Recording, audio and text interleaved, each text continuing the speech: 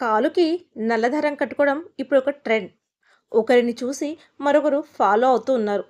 చూడటానికి కూడా అందంగా కనిపిస్తుండడంతో యూత్ కూడా చాలామంది వీటిని ఇష్టపడుతున్నారు.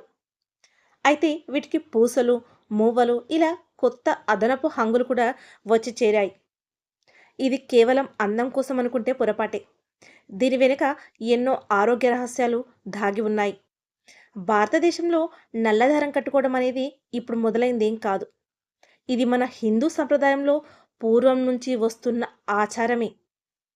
నలుపు రంగు ప్రతికూల శక్తిని త్వరగా గ్రహిస్తుంది. అందుకే దిష్టి తగలకుండా నలుపు రంగులో ఉన్న ఎన్నో వస్తువులని మనం వాడుతూ ఉంటాం. పిల్లలకి దిష్టి తగలకుండా నలుపు రంగు బొట్టు పెట్టడం, కాలికి బొట్టు పెట్టడం, అదేవిధంగా మనం కూడా బయటకు వెళ్ళినప్పుడు పాదానికి దిష్టి తగలకుండా పెట్టుకోవడం ఇలాంటివి ప్రతిదీ చేస్తూ ఉంటాం. ప్రతి విషయంలోనూ నలుపు రంగుని ప్రతికూల శక్తిని దూరం చేస్తుందని వాడతాం.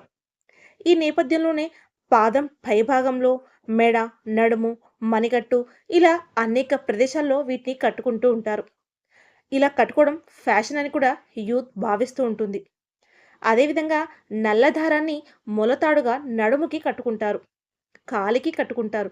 ఎందుకంటే నడుముకి కట్టడం వల్ల పొట్ట పెరగకుండా నడుము పరిమాణాన్ని నియంత్రించడంలో సహాయపడుతుందని. దీంతో పాటే వెన్ను నొప్పి సమస్యల నుంచి ఉపశమనం కలిగిస్తుంది. ఇలా చేయడం వలన సంతానోత్పత్తికి మేలు జరుగుతుందట. నడుము దగ్గర నల్లదారం ఉండడం వల్ల పునరుత్పత్తి అవయవాలు చల్లగా మారతాయట. దీనివల్ల సంతానలేమి సమస్యలు దూరం అవుతాయట. అందుకే పూర్వం నుంచి మన పెద్దలు ఇలాంటి ఆచారాలను పాటిస్తున్నారని చెబుతున్నారు.